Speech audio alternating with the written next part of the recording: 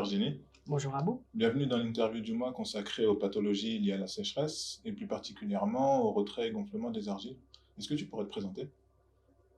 Bien sûr, Virginie Merlin. Donc, je travaille à l'agence qualité construction comme responsable de projet Mhm. et en particulier, je m'occupe des actions concernant les risques naturels et en particulier la sécheresse. Pour les personnes qui ne connaîtraient pas la QC, pourrais-tu rapidement présenter les missions que vous faites? Alors, l'AQC, c'est une association d'intérêt général qui regroupe une cinquantaine de membres, aussi bien des acteurs du monde du bâtiment, des professionnels et également les assureurs. On peut aussi citer les représentants des consommateurs et puis les centres techniques comme le CSTB et également le ministère en charge du logement. Il a différentes actions concernant l'étude des sinistres et essaie ici de les prévenir par des actions auprès, par exemple, sur les produits ou procédés ou encore auprès des acteurs de la construction. Pourrais-tu nous expliquer ce qu'est le retrait et gonflement des argiles, dit RGA, et pourquoi c'est un sujet préoccupant dans le cadre de l'adaptation au changement climatique? Alors, ce qu'il faut bien comprendre à ce sujet-là, c'est qu'un sol argileux, avec des argiles sensibles en fait, va avoir tendance, lorsqu'il s'assèche, en cas de sécheresse par exemple, à perdre du volume. A contrario, lorsqu'il s'humidifie en période de pluie, il va avoir tendance à gonfler Mhm. et perdre certaines de ses caractéristiques mécaniques, du moins elles évoluent. Pour un bâtiment qui est situé sur ces sols, en fait, ce qu'il va se passer, c'est qu'en cas de sécheresse, il forme un écran en fait à l'assèchement. Par contre, en périphérie, on va avoir le sol qui s'assèche et qui va se rétracter. Comme le bâtiment, c'est plutôt un cube, on peut le modéliser comme un cube rigide, il ne va pas arriver à suivre la déformation du sol en périphérie, et à ce moment-là, c'est plutôt au niveau des angles qu'on va avoir apparition de fissures, puisque le sol s'est affaissé. De ce fait-là, c'est bien la différence entre retrait-gonflement, en fait, le différentiel qui crée un problème, et c'est pour ça qu'on parle de retrait-gonflement des argiles, RGA. Les risques naturels sont de plus en plus nombreux. Quelle est la part du RGA par rapport aux risques naturels?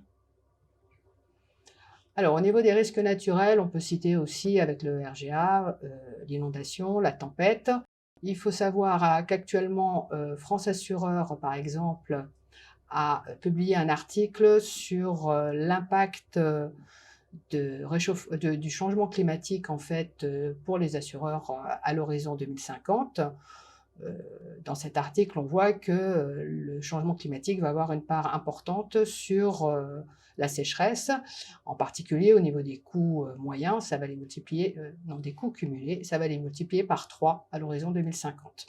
Bon, sachant que le réchauffement climatique n'est pas le seul critère, hein, il en existe d'autres, par exemple l'étanchéification des surfaces, mais également le fait qu'on utilise maintenant des surfaces qui étaient éventuellement pas utilisées auparavant.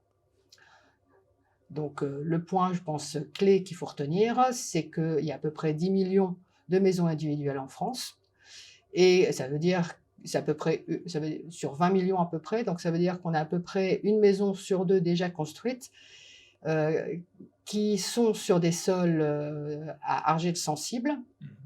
la sensibilité étant à peu près calibrée de moyenne à forte.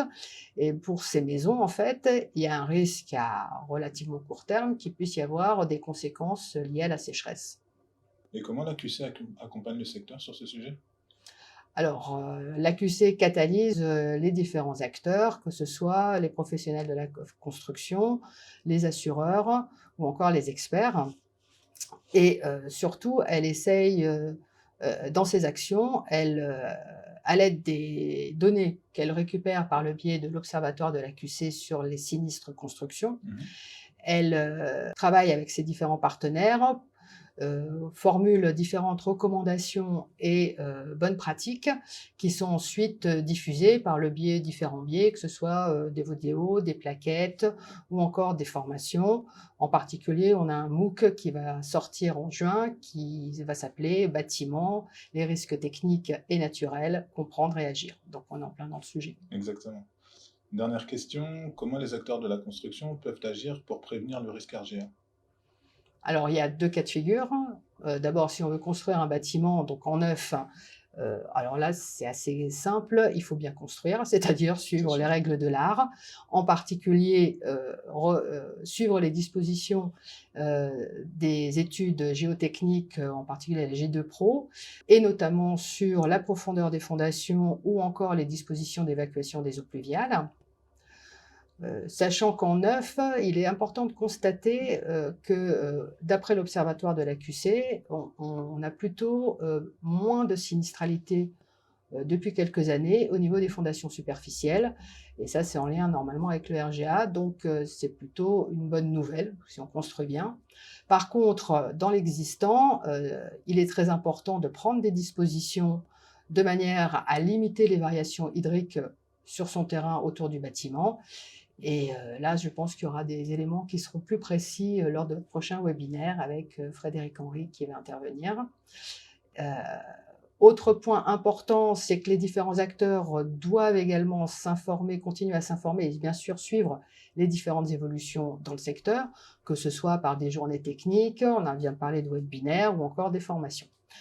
Et de toute manière, il reste assez essentiel, de bien connaître et de bien comprendre les causes Mmh. des pathologies et à ce moment-là, ça permet aussi de mieux comprendre et de mieux suivre les recommandations et les bonnes pratiques qui sont, en général précisées par les différents acteurs. Voilà. Merci Virginie. N'oubliez pas de vous abonner à notre chaîne YouTube pour découvrir tous nos contenus et également consulter notre site internet et plus particulièrement notre page dédiée aux formations en Auvergne-Rhône-Alpes. Merci et à bientôt.